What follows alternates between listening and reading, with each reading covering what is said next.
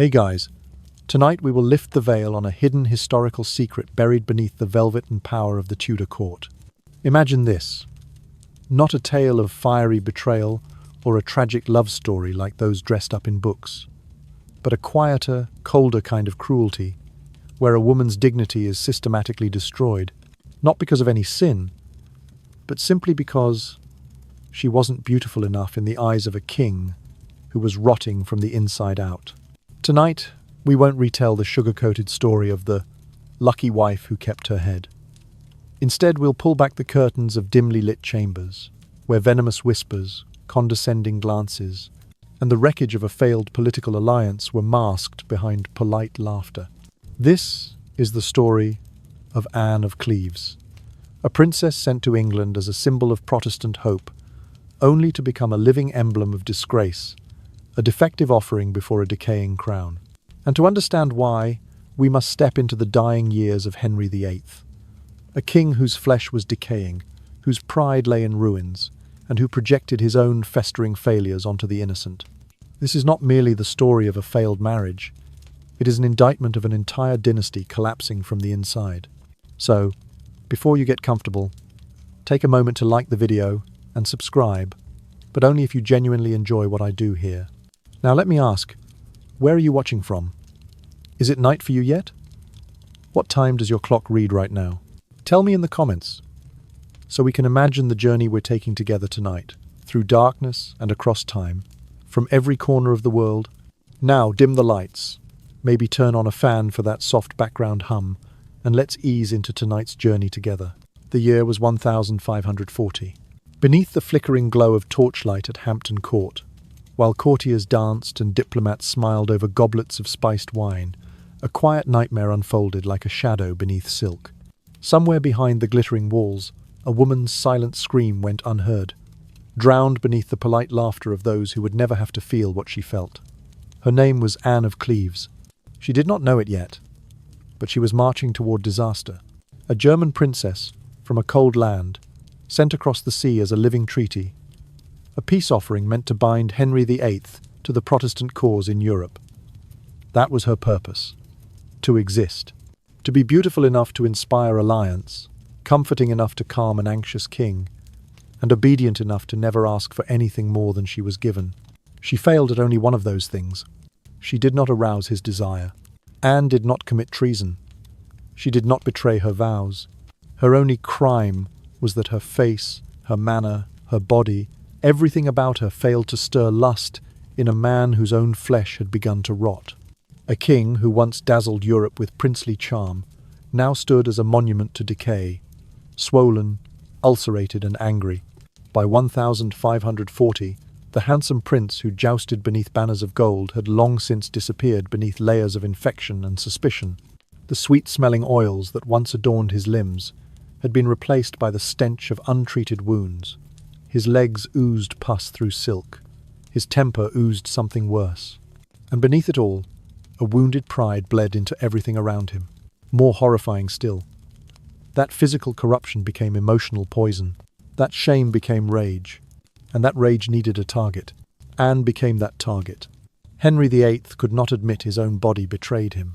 He could not confront his failing desire, his fading virility, or the nightmares that stalked him when he was left alone with the truth of what he had become. So he simply rewrote reality. He told himself that Anne's body was repulsive, not his. That Anne's presence was sterile, not his own sickness. That she was to blame. To understand how a woman could become a mirror reflecting a king's ruin, we must look back just 1 year, to 1539. By then, Henry VIII was no longer truly a man. He was a throne supported by infected bones. What he carried inside him was not power. It was disease. Medical historians today suggest that the king likely suffered from chronic osteomyelitis, a bone infection that caused excruciating pain and produced foul-smelling discharge. He limped. He sweated. His moods swung violently.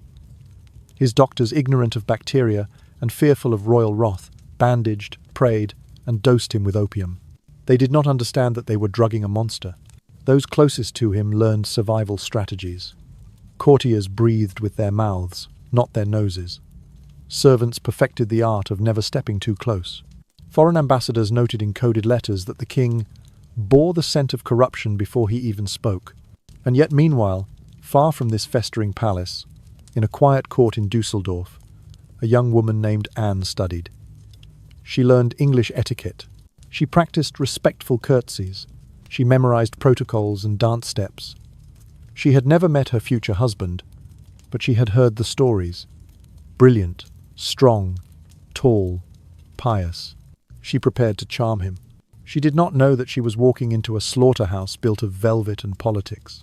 She prepared herself. He did not prepare himself for the truth. Henry never wanted Anne, not truly. He wanted an idea of her, a painted illusion, a portrait crafted by Hans Holbein, sent across the sea like a baited hook. In that painting she was serene, dignified, a German rose beneath a jeweled headdress. To Henry, she was possibility, the promise of youth returning, of alliances mending, of virility restored. But Anne was not a painting, and when the truth arrived, when a living woman stepped into the frosted English air, Henry's fantasy shattered. He could not see her without seeing the truth, that he was dying from the inside out. Blame had to be placed somewhere, so he placed it on her. It all began with a portrait. Hans Holbein the younger, master of line and shadow, had painted Anne of Cleves with the disciplined precision of German court tradition, reserved, modest, calm, not beautiful, not repulsive, simply present, her expression unwavering, her posture composed. She was neither a temptress nor a disappointment, merely a woman of respectable bearing and plain dignity. But Henry VIII did not want dignity. He needed a fantasy, a dream strong enough to drown out the truth of his decaying flesh. He needed someone to save him, not just from political isolation, but from the rotting reminder of his own mortality. So the portrait became more than art. It became prophecy. Courtiers, terrified of the king's unpredictable rage, looked at that portrait and saw what they needed to see, or at least they pretended to. They spoke of Anne's fresh, cream-like skin, of her eyes that shine with lively intelligence. They swore her features held the promise of gentle modesty and hidden fire. They dressed her image in words woven from flattery, then delivered that tapestry to a man desperate for affirmation. Behind closed doors, Henry clung to those words. Here, at last, was something he could want. And then she arrived. On the first day of January in the year 1540, Anne reached English soil. She was exhausted from travel, prepared, composed. She had practiced her English greetings. She had prepared her body for royal touch with layers of perfume and silk. She believed, with all the discipline of her upbringing, that she was ready. She was not, because Henry did not come to her as Henry. He came as a character from a courtly romance disguised in plain clothes, believing his presence alone would ignite recognition and passion. This was the moment he had built in his mind. Anne, overwhelmed by his mere nearness, collapsing in awe at the sight of her king. She did not collapse.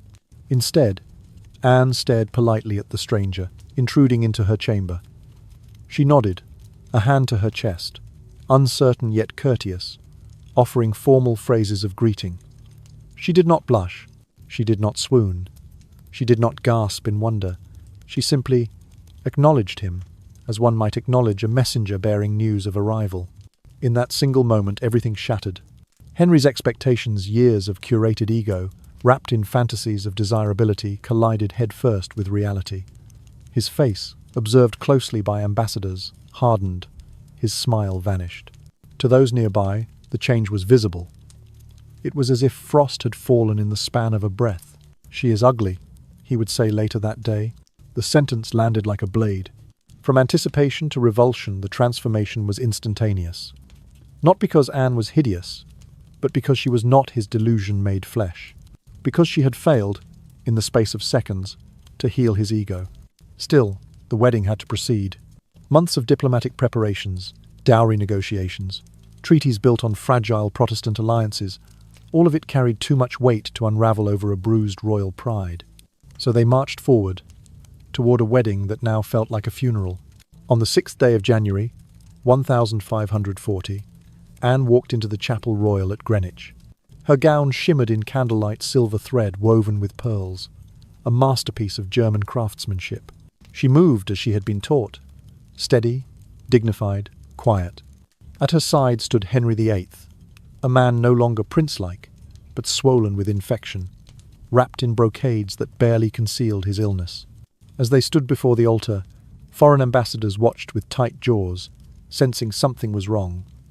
The king's mouth was pursed, the corners pulled down, his jaw clenched, his eyes cold. Anne's face remained serene, her expression a porcelain mask carved from duty and training. She did not know that her wedding day was the beginning of her undoing. That night, in the marriage bed, the final verdict on her fate would be written not in vows, but in silence. Beneath layers of embroidered linen, Henry approached her with disgust already blooming in his veins. His leg ulcers throbbed beneath bandages, leaking into sheets. His breath carried the sweetness of decay. He blamed her for the vile taste in his mouth, for the fire in his rotting bones, for his body's refusal to obey him anymore. Anne did not, and could not, understand the storm that was about to break over her head. She only saw a husband, a crown, a country to serve. She had been taught duty, and she would uphold it. But in the darkness that first night, when the king turned away in silent fury, that blush of shame did not belong to her. It belonged to him. That night, Henry VIII came to her. His hands trembled. His legs throbbed beneath infected bandages. And yet his pride still whispered that if he simply approached her, if he allowed his royal body to hover near hers, she would feel lucky, grateful even. That was the shape of his delusion, that proximity to him was a gift, a privilege Anne of Cleves should fall to her knees to receive. But the truth was far more grotesque. His flesh was failing him. His pride was holding the broken pieces together, like a crown made of rotten wood. His body, the same body that had once charmed courts and won tournaments, had betrayed him. Long before he'd stepped into Anne's chamber, the decay had already begun its quiet conquest. This was the man she had been told was the center of the world.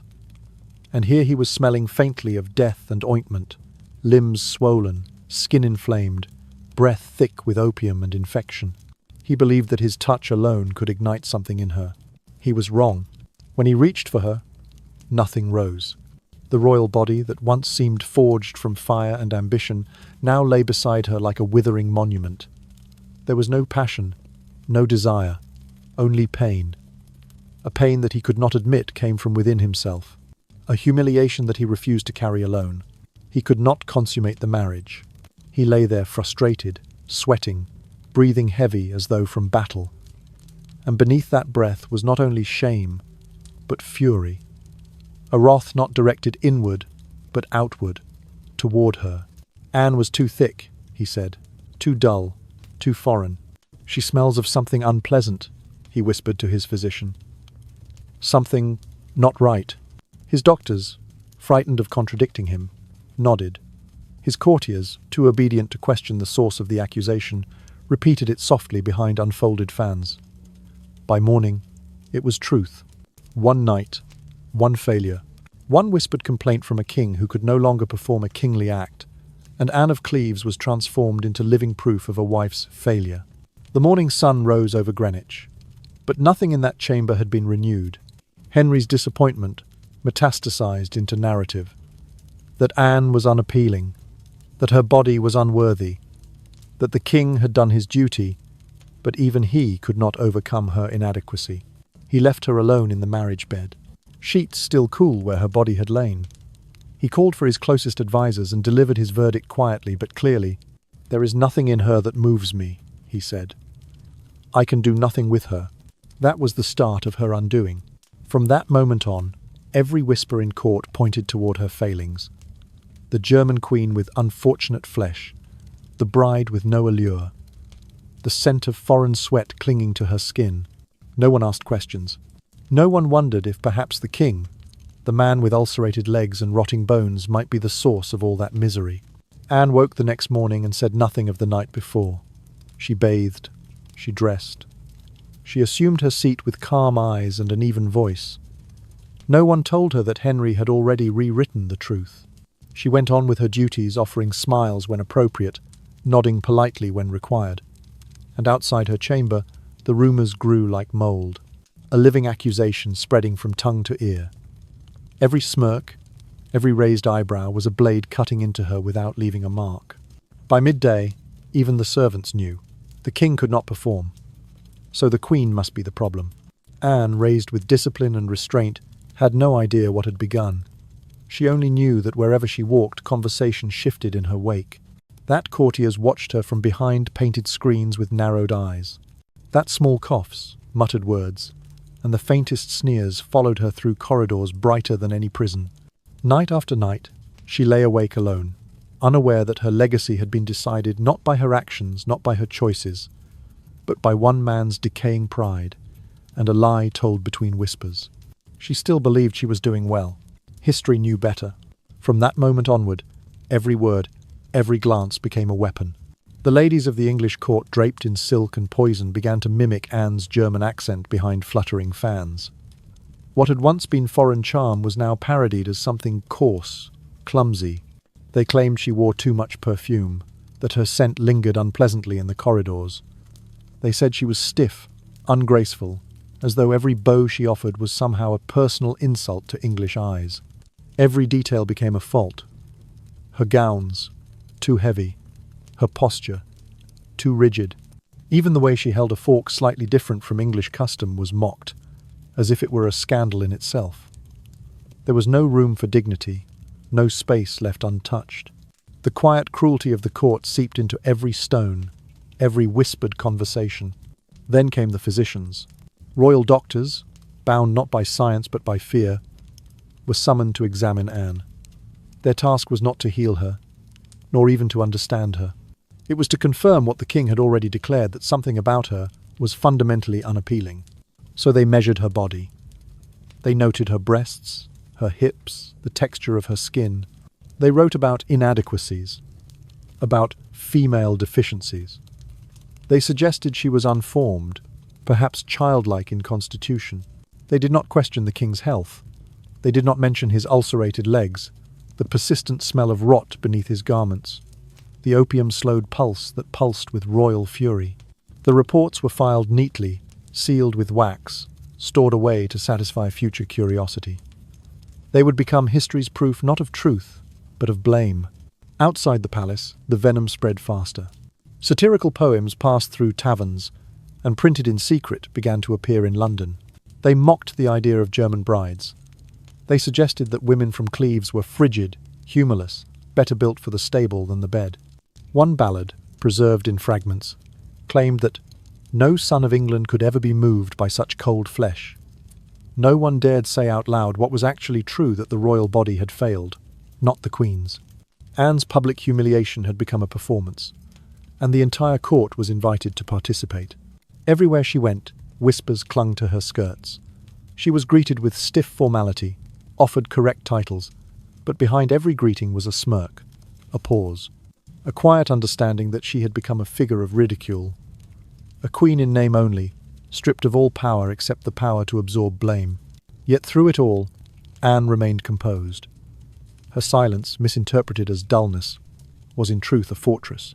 She sat through dinners, endured cold receptions, offered polite smiles as though unaware she was being slaughtered socially, day by day. It did not matter. The king had spoken. The court echoed. Anne of Cleves, the Protestant bride, the diplomatic jewel, had been reduced to myth, a living caricature of foreign inadequacy, a woman whose usefulness was spent the moment Henry's desire failed to spark. No one asked if she cried at night, if her home felt like a prison, if she understood the words being spoken about her even when they thought she did not. She did. What she did not yet know was that all of this, the rumours, the false medical entries, the mocking poems, were not attacks on her. They were shields, constructs, defences built to protect a king who could not bear to face the end of his own power. By turning Anne into the problem, Henry remained, if only in his own mind, a man untouched by ruin. History would record that failure as hers. Anne would carry that stain across centuries, not as a sinner, not as a traitor, but as a woman who dared to enter a room where a man's pride had already begun to rot. No one ever wrote poetry about that truth. No one sang songs for the queen who bore the weight of a king's failing flesh. But on some nights, when the torches dimmed and every whisper finally fell silent, Anne of Cleves might have allowed herself to feel it. The slow, invisible drowning of a woman being turned into a myth built from someone else's decay, and she, still breathing, still dignified, was left to wear it like a crown made of smoke.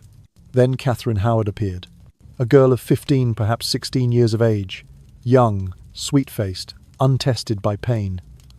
She arrived like a breath of fresh English air, and most importantly, she was everything Anne was not. She was English. Anne was foreign. The contrast was immediate and cruel. When Catherine entered a room, the king's mouth finally remembered how to smile. His eyes, so often clouded with rot and disappointment, seemed to clear. He watched Catherine move, watched her blush when he spoke, watched her stumble over small courtesies with the clumsy thrill of youth. It was a performance, and Henry VIII, swollen and aching, was enthralled. Anne stood near them more than once. Quiet, polite. She saw the king soften in ways he had never allowed himself to soften for her. She saw ministers exchange glances, saw the corners of courtly mouths curl in rehearsed amusement as Catherine giggled at something the king said as if he still possessed charm. Anne did as she had always done. She smiled. She bowed her head in agreement when asked. She offered gentle praise to the girl who would become her downfall. What she held in her chest was a burning she could never speak aloud. Her marriage, if one could call it that, had become a stage show of public rejection. She was not being cast aside with cruelty. That might have been merciful. Instead, she was being unmade with precision, slowly, politely, while the world watched and said nothing. Henry did not yell. He did not rage. He simply began to forget her in plain sight. The silence was the sharpest blade. Anne was struck not by violence, but by absence. Calls to her chamber grew fewer. Her presence at feasts became a casual afterthought.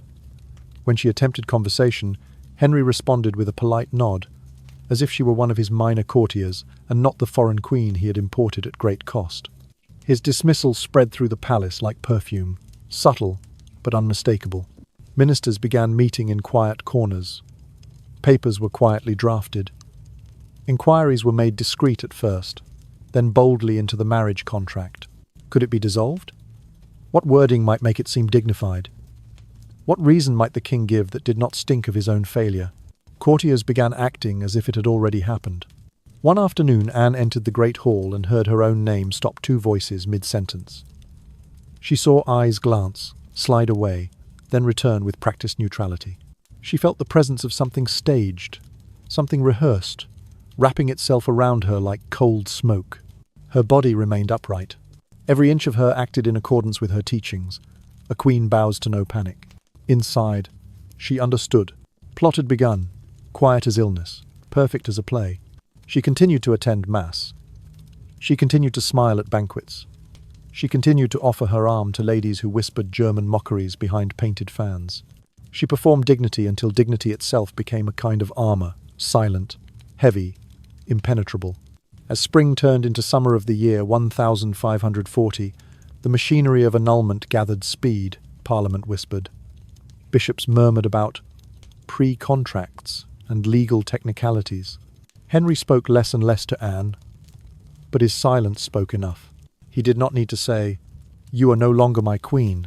His absence said it every time he walked past her without acknowledgement. The courtiers followed his example. She became a ghost at her own table. Servants who once knelt with eager reverence began to adopt the cautious tone one takes with those who are about to fall. Ladies who once curtsied deeply now shifted their weight, as if already considering whom to serve next. She was not being divorced. She was being erased. Anne could not fight it. She was bound by duty, by foreign expectation, by a contract signed with ink that now burned her fingers. She was alone without allies, without leverage, without love. And yet she endured, not by answering cruelty with fire, but by standing in the flame and refusing to scream. The performance was perfect. The actors played their parts with exquisite skill. Anne stood at center stage, draped in royal velvet, and could do nothing but look out at an audience of predators and pretend she did not understand the lines being spoken all around her. That was her brilliance. That was her mistake. In this world, silence was not protection. It was sentence. While Anne endured her humiliations in silence, the world beyond the palace walls did not sleep. The courts of Europe turned their eyes toward England, and what they saw there was not merely a failed marriage, but a fault line in the entire political order. To the Holy Roman Emperor, Anne's treatment was nothing short of barbarity. His letters, preserved in diplomatic archives, described the Queen's humiliation as evidence of English savagery masquerading under silks and artifice. For a realm that had defied the Pope and declared itself sovereign in matters of faith, England's behaviour toward a Protestant bride meant to solidify alliances was becoming a liability. In France, the mockery was less formal, but no less devastating. Satirical entertainments performed in noble households and whispered in taverns began to feature the English king who could not perform his conjugal duty with a modest German virgin. Actors dressed in mock regal robes limped across makeshift stages, clutching their legs and wincing in exaggerated pain. Crowds laughed. The symbolism was sharp, unforgiving. To the princes of Germany, especially those aligned with the Protestant cause, the matter was not one of humour, but of insult. Anne was not just a woman. She was a symbol, the daughter of a respected house, a living bridge between reforming states and the English throne. To treat her with disdain was to dash cold water in the face of an entire movement struggling for legitimacy. Her brother, Duke Wilhelm of Cleves, found himself cornered between honour and politics. Though he did not speak publicly, diplomatic correspondence reveals that he considered severing ties with England entirely, even contemplating a pivot toward the Catholic League.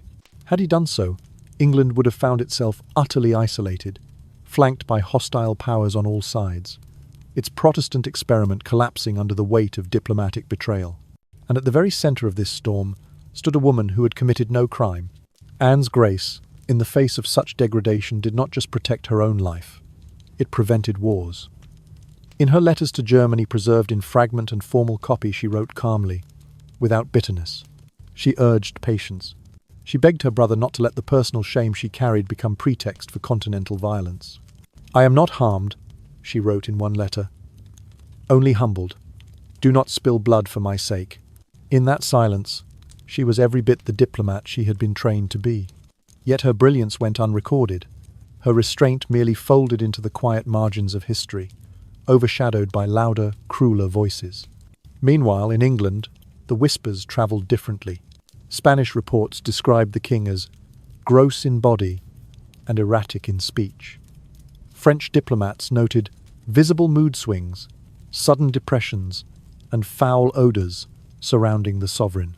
German observers were more blunt, warning that the king's emotional state is fractured, and that the treatment of his German bride has revealed a weak spine at the centre of English policy.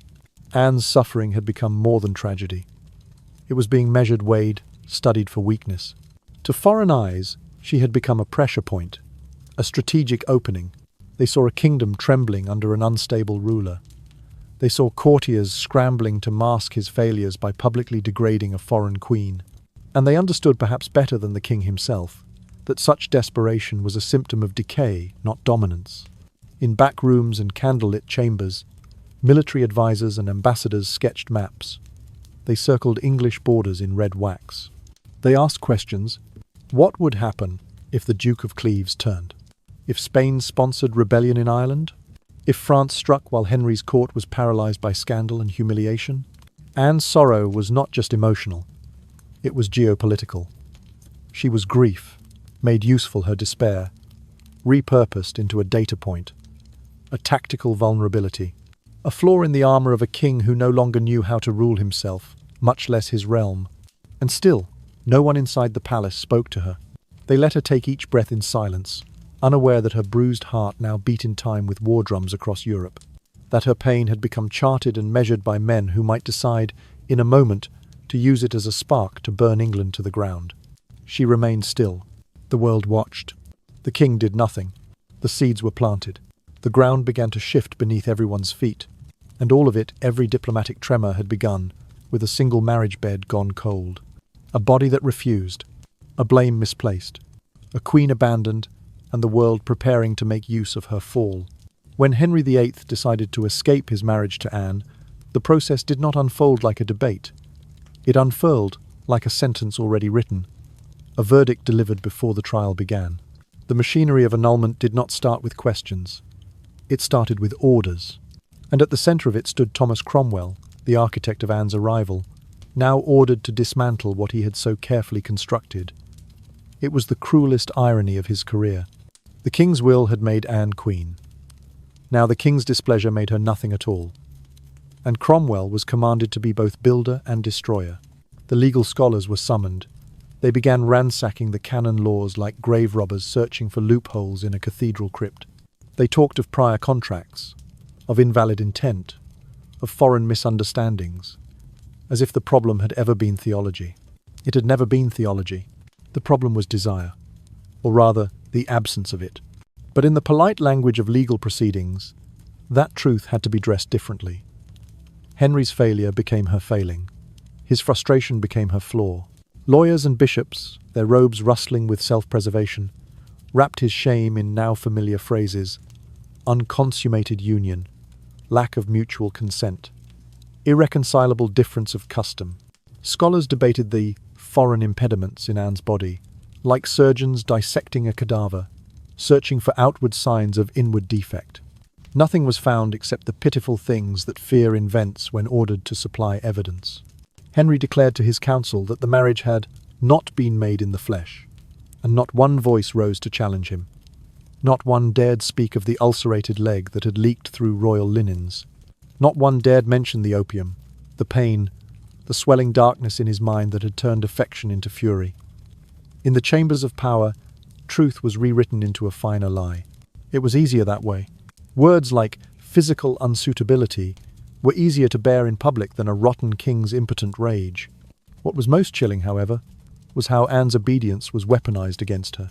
When asked if the marriage had been consummated, she answered honestly, no. She had expected mercy. She had hoped that such cooperation might shield her from humiliation. Instead, her very silence meant as dignity became a blade to carve away her worth. She speaks too coldly on matters of intimacy, the record says. She does not blush, nor show proper distress. Thus, the obedient woman became the unnatural woman. The obedient queen became evidence of her own inadequacy. When she refused to weep in public, they said she lacked the tender heart required of a wife. When she did not protest her dismissal, they said she had no passion. When she bowed her head in resignation, they said she bowed too easily, proof that she had never understood the bond at all. The court did not simply condemn her, it manufactured her guilt from her virtues. The bishops completed the ritual betrayal. These were men who had once praised her Protestant grace, spoken warmly of her German piety, applauded her as a blessing for England's reformed future. Now they spoke of religious impediments. They wondered if her upbringing in Cleves had failed to teach her proper English modesty. They cited doctrines and created new ones, all to serve the will of a king whose desires changed like fevered dreams. Not one of them believed the words they said, but they had seen heads roll the heads of Thomas More and John Fisher, men wiser and gentler than they, whose only crime had been speaking truth at the wrong moment. Under Henry VIII, conscience was not a virtue. It was an execution sentence. So, the clergy lowered their eyes. They signed what was placed before them. They stood beneath tapestries and stained glass windows and declared before God that Anne of Cleves was unfit to be queen, not because of her deeds, but because of her existence. And she was left, silent, to watch her own dignity rewritten into evidence. Her truth was irrelevant. Her body had become a legal document, and the king's lie had become the law. But Anne did not merely sit and await her sentence. In the quiet, while courtiers whispered and duchesses smirked behind their fans, she was doing something far more remarkable. She was building a survival network silently, intelligently, as though she had been trained for it her entire life. In the fleeting months of her queenship, she had watched carefully. She had observed who bowed too deeply to the king, who smiled without sincerity, who exchanged glances during council meetings. She had taken note of those who lived at the edge of Henry's favour, those who supported the Protestant cause, but spoke of it only in safe rooms and coded letters, those who valued stability more than flattery. But her most strategic alliances came not from the court, but from the city. In London, the German merchants, men who controlled the flow of wool, trade credit, and international finance, watched her situation with keen interest. Unlike the courtiers, these men were not dazzled by royal pageantry. They understood leverage, They understood risk, and they recognized better than anyone that if a German princess could be humiliated in such a public and systemic way, then no foreigner was truly safe in England anymore. So they moved quietly. Through subtle channels, through intermediaries and discreet messages, they extended what Anne most urgently needed. Protection not in the form of soldiers or declarations, but in the form of information, property, and money. A piece of Richmond land acquired discreetly at a price below its value. A whisper about which noble family was falling from Henry's favour. A carefully structured loan placed under Anne's name, masked as a dowry settlement. By the time the annulment machinery reached full force, Anne was no longer merely a discarded queen. She was a landowner. She was a woman with income. She was, in economic terms, a threat-proof entity. Anne also kept writing letters folded in careful vellum and sealed in red wax, delivered through channels that could not be traced to treason. Her correspondence with her brother, Duke Wilhelm, and other German princes was steady, controlled, and never reckless. She reported on English policy, court moods, religious developments, never with hostility, but always with cautious value. Her letters showed exquisite balance. Enough information to be useful, but not enough to accuse her of espionage. Enough loyalty to England to protect herself, but enough loyalty to Germany to keep her value. She understood what very few around her did, that she had become a bridge, half in exile, half in power. She was sister to the King of England and sister to the Duke of Cleves. And if she played the role correctly, she could serve both while betraying none. And she played it perfectly. The years ahead would prove this. For when she was finally removed as queen and rebranded as the King's sister, Anne was sent to Richmond Palace, a place that Henry imagined benign and isolating. He imagined incorrectly. Richmond became the quiet embassy of German interests in England, without banner or official crest. Merchants came under the pretext of delivering goods. Scholars came to share their writings. Refugees, Protestant men and women fleeing Catholic persecution in Europe came in the night, were fed quietly, and given names of families to approach for shelter. Anne never declared herself leader of anything. She never issued proclamations or built armies. But through gifts, food, letters, and names spoken in trust, she did more to build cross-continental Protestant goodwill than any loud reformer kneeling at the court's feet. This invisible work granted her something the court never saw coming: influence. Not the fragile influence of a queen dependent on her husband's mood, but the quiet influence of someone who could move money, information, and people without permission. She was exiled, yes, but she was never powerless. She built her independence like a castle of whisper and ink, one letter, one favour, one carefully signed agreement at a time. And by the time the furnace of politics moved to consume someone else, Anne was already gone from the table. She had become something new. Not queen, not exile, something far more durable. A force of her own making, untouchable by royal whim, protected by network, and equipped with knowledge that no crown could take away. As the machinery of annulment reached its final turning, the terms laid out for Anne were in a twisted way surprisingly generous, especially compared to what Henry VIII had done to other women who once shared his table, his bed, or his name. Anne would not be imprisoned like Catherine of Aragon, writing letters into the void while her health decayed in cold stone halls.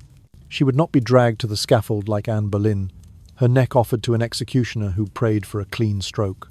She would not vanish in disgrace, or be forced into exile, or live under the shadow of guards assigned to watch her die quietly. No. Anne of Cleves was to be reshaped, not destroyed. She would become, in the language of the official decree, the sister of the king, not queen, not wife, sister. She would receive lands, estates in Richmond, Hever, and beyond. She would be granted income large enough to support a noble household.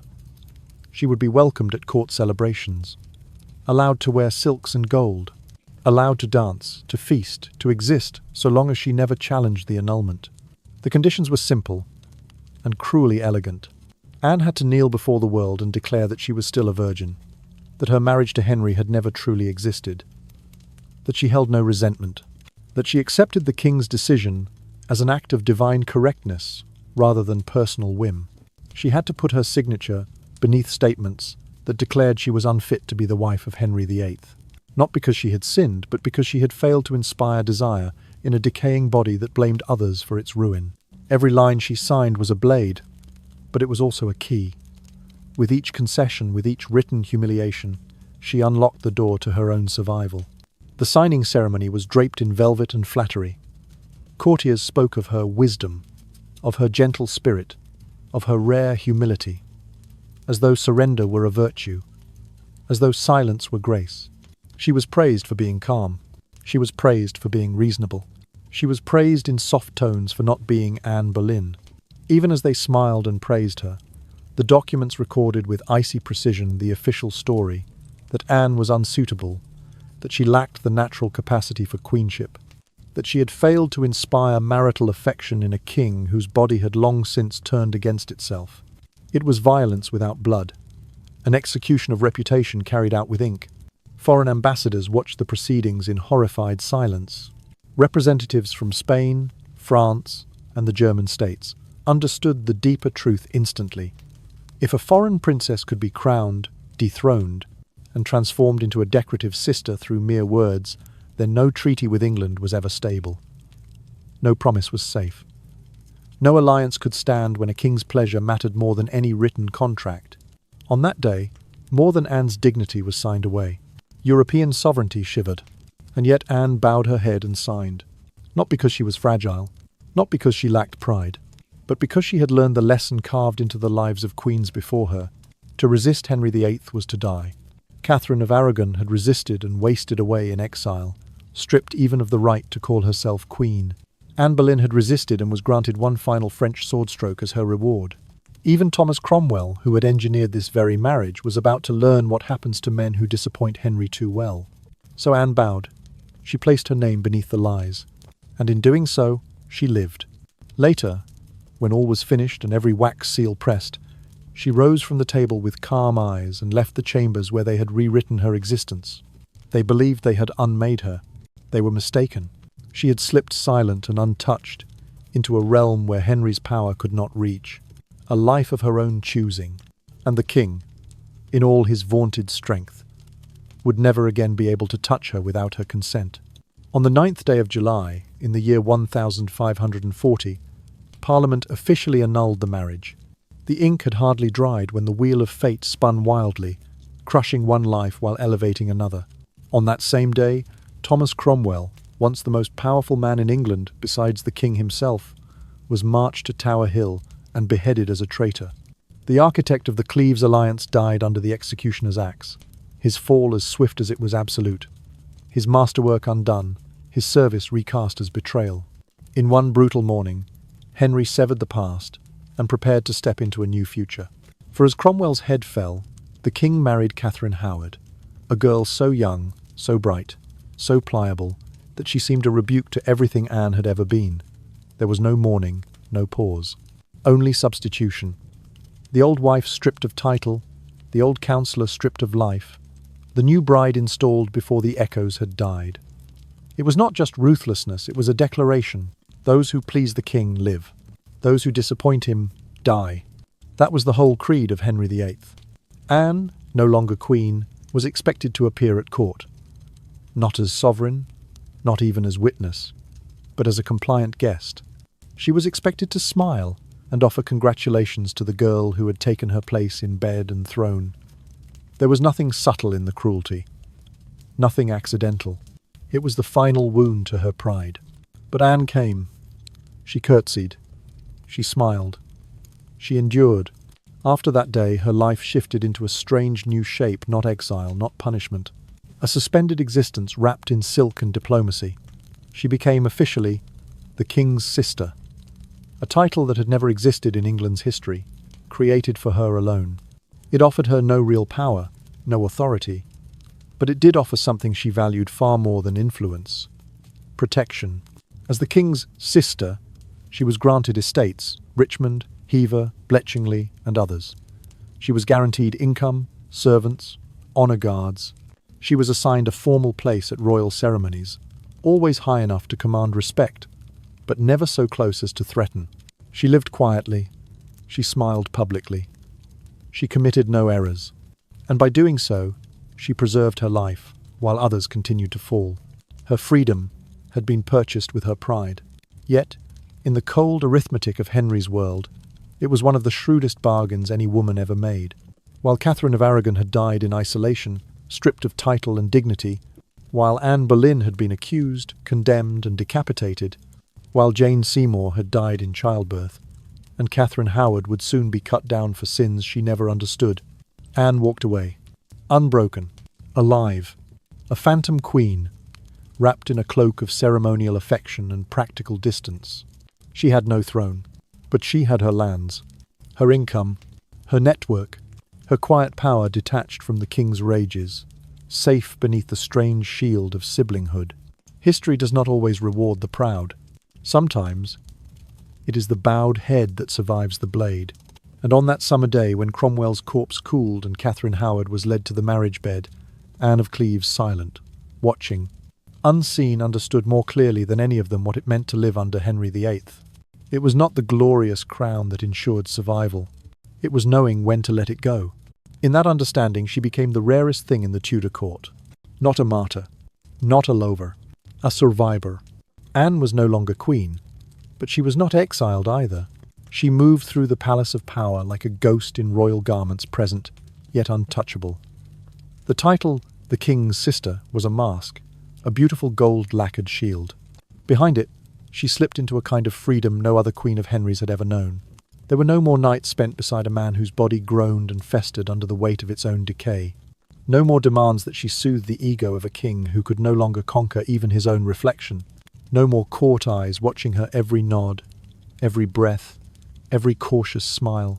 Instead, she had something entirely different. Land, income, control, a quiet, honest kind of power. She made a home at Richmond, at Hever, in country estates surrounded by green English fields and slow rivers. She filled her household with familiar comforts, tapestries from Cleves, linen of German weave, horses and falcons for hunting, musicians who played both English ballads and the steady, thoughtful music of her homeland. And in that space, Anne of Cleves reinvented herself. She had been raised not merely as a princess, but as a woman trained to manage estates, resolve accounts, oversee harvests, and judge disputes. These were skills that had been invisible when she stood on a throne beside a sickly king, but they revealed themselves now, steady and sharp. She examined her holdings with eyes like a ledger. The farms around Richmond produced grain and flax. She introduced new techniques she had seen used in the Rhineland: crop rotation, drainage channels, more efficient milling. She leased lands to tenants with terms that balanced income with long-term stability. She kept careful records: names, harvest totals, rents paid on time, repairs made on schedule. In the account books that still survive, her handwriting is small, neat, precise. No lavish personal expenses, no vanity projects. But one line appears over and over: to be given. Provision for the workers' children, provision for the infirm. A quiet note of humanity rare in England at the time, where tenants were often seen as numbers to extract, not people to sustain. Her estates grew prosperous. The people who worked them spoke well of her. Anne, who had once been mocked as the unwanted wife, became something new. A competent landowner, respected, reliable, wise. Outlasting Henry's court was not simply luck. It was skill, born of a patient mind that saw beyond the shallow power of titles.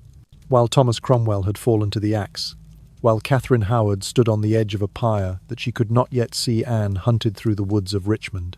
She rode beneath English oaks, laughing softly with German companions. She sat in candlelit chambers, drinking wine from home, speaking her native tongue without fear, watching the moon rise over her own quiet realm.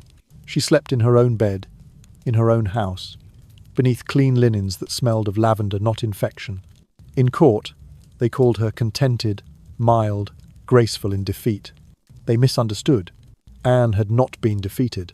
She had endured, and endurance was victory in a world where queens were burned alive by rumour, and rumour alone. The peace she found was not indulgence. It was a weapon. A modest, resilient fortress of daily rituals and financial security. A throne she had built for herself, one careful decision at a time. She paid her servants well. She sent gifts to her brother's court.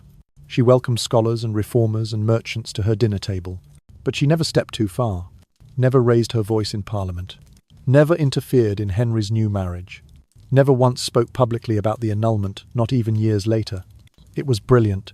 She removed herself from the king's battlefield without appearing to run. She survived the collapse of her own marriage without inciting war or scandal. She wielded silence like the sharpest mind in the room. As the years turned, and the fates of her successors played out in blood and ash, people began to notice the quiet truth. Anne of Cleves was still alive, breathing, untouched, not withering in exile, not praying for death, but cultivating land, reading books, eating well, and watching the seasons turn on property that she owned in her own name. They called her the harmless one. They called her lucky. But look closely. That was not luck. That was design. That was the careful, delicate triumph of a woman who understood exactly how much to bow, and never bowed an inch more than necessary. In a court where queens died for their pride, she built her freedom from the art of restraint. The world called it peace. But for Anne, it was victory. No one seemed to notice that, in silence, Anne was quietly building something historians today might call a soft empire, a power that required no crown, an authority that required no throne, influence woven not from titles, but from survival. She kept her web intact, almost invisible, but everywhere. The German merchants she had once greeted in court now met her in the quiet gardens of Richmond. They opened warehouses in London, expanded textile operations in Bristol, and moved bullion and credit through English ports. In exchange for her quiet introductions to English law and nobility, Anne received small percentages, never enough to provoke attention, always enough to secure independence. She invested in wool, in cloth, in luxury goods, in imported perfumes and fine jewelry, all of it done discreetly. She never signed the documents. She never sat in the counting rooms.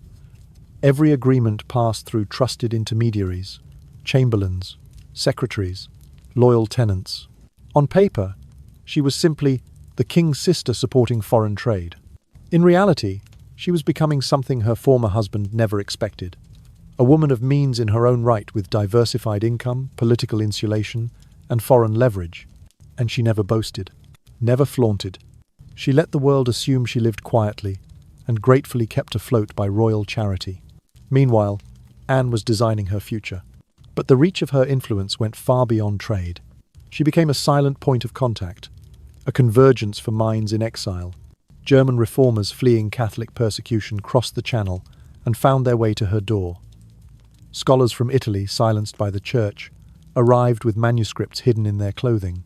Merchants cut off from former allies whispered names, prayed for protection, and found that the woman in Richmond knew people who knew people. Her language skills were sacred keys: German, English, French, Latin. She could read papal decrees and Lutheran tracts, and knew which phrases might draw an execution warrant. She built a library purchased quietly from the estates of dying bishops, and old scholars forced to sell. That library contained texts few in England had seen. Letters from Erasmus, treatises from Wittenberg, even sacred writings banned by Rome. More than one desperate man found refuge under her roof. A poet fleeing Antwerp, a theologian accused of sedition, a merchant whose funds had been seized because he named Christ in a way the wrong bishop disliked. They stayed for weeks, for months, quietly passed from her care into safer English homes, or helped across the border to Scotland, where the English crown could not reach. Anne did not preach. She did not hold salons. She did not write public letters. But she funded translations of psalms into English. She commissioned music Eucharistic hymns, written in minor tones, styled after German liturgy. In some surviving manuscripts, scholars have found initials AC, tucked small in the margin, always at the bottom of the final page. Some scholars believe that without Anne's funding, hidden beneath layers of noble courtesy and foreign accounts, many reformist manuscripts would never have made it into England ahead of the reign of Edward VI. While Edward's advisors debated change in royal chambers, Anne's money whispered beneath the surface, carving channels for ideas to travel. And the irony? When modern historians list the great names of the Protestant Reformation in England, Cranmer, Somerset, Latimer, Ridley Anne of Cleves does not appear. On parchment, she is little more than the annulment that ended well, the woman who survived by bowing, the lucky bride with a title and a pension. Few realize that beneath the silk and silence of that title lay something extraordinary.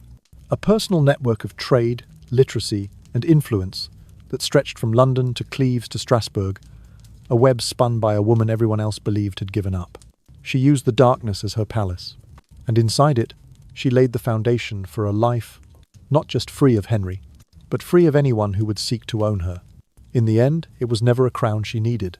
She had built a kingdom of her own. Anne did not need to avenge herself. Henry VIII did it for her.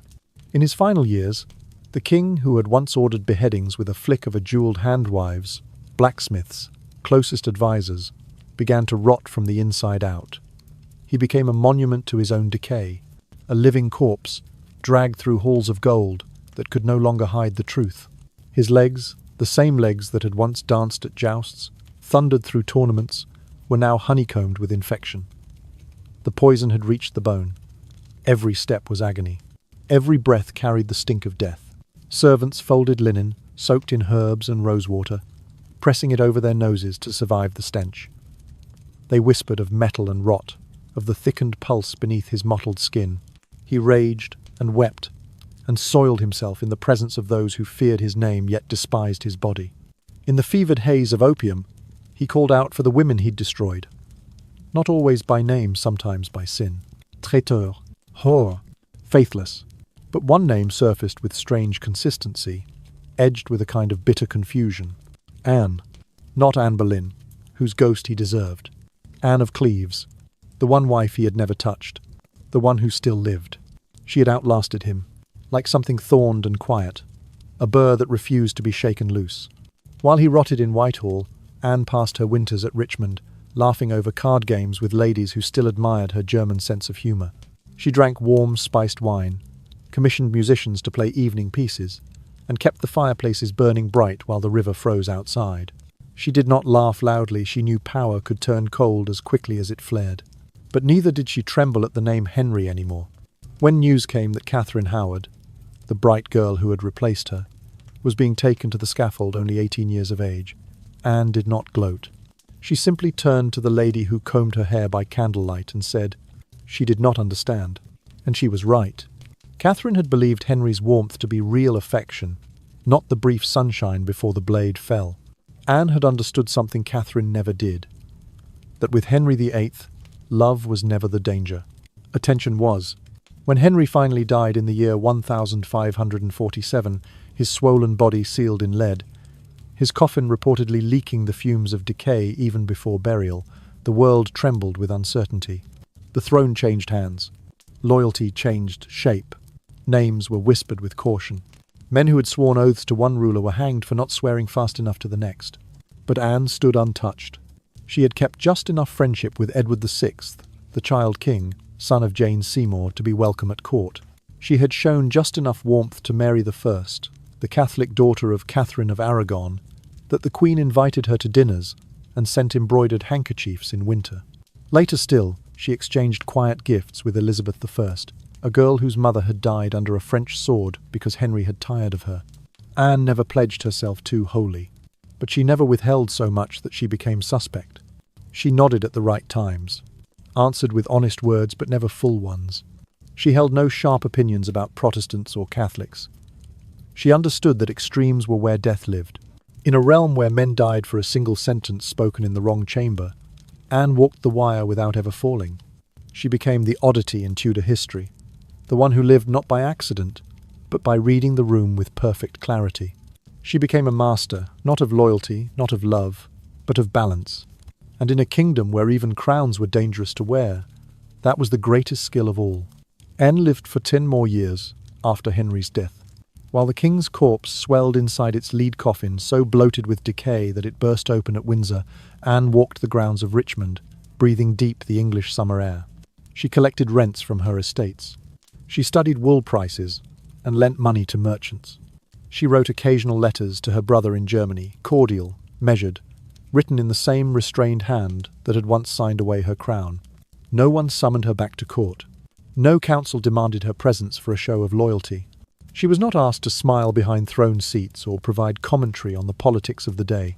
She was free, free as no queen before her had ever been. And in that quiet space, that narrow sliver of autonomy, Anne thrived. Her household accounts from those years show curious details. German musicians employed permanently at Richmond, expenditures for tapestries and flowers, donations to churches and schools in Surrey, and always a line marked for the poor upon this estate, evidence that she remembered what it meant to be powerless and chose to govern differently. While England shuddered through regency councils, religious reversals, executions and uprisings, Anne of Cleves maintained her silent dominion untouched. She watched Edward VI grow frail and die young. She watched Mary I restore Catholic Mass at Westminster. She watched men burn for their beliefs, then watched others rise because their beliefs had become fashionable. She took no sides. She was too wise for that. And so, when she died in the summer of the year 1557, she did so not in exile or disgrace, but as an honoured noblewoman, respected by all factions and hated by none. Her burial was a quiet miracle. Anne of Cleves, the foreign wife rejected and erased, was laid to rest in Westminster Abbey, that sacred vault where kings and queens sleep beneath stone effigies, where saints and statesmen rest in carved marble. No divorced queen had ever been granted such a resting place. But Anne was different. She had transcended the script given to her.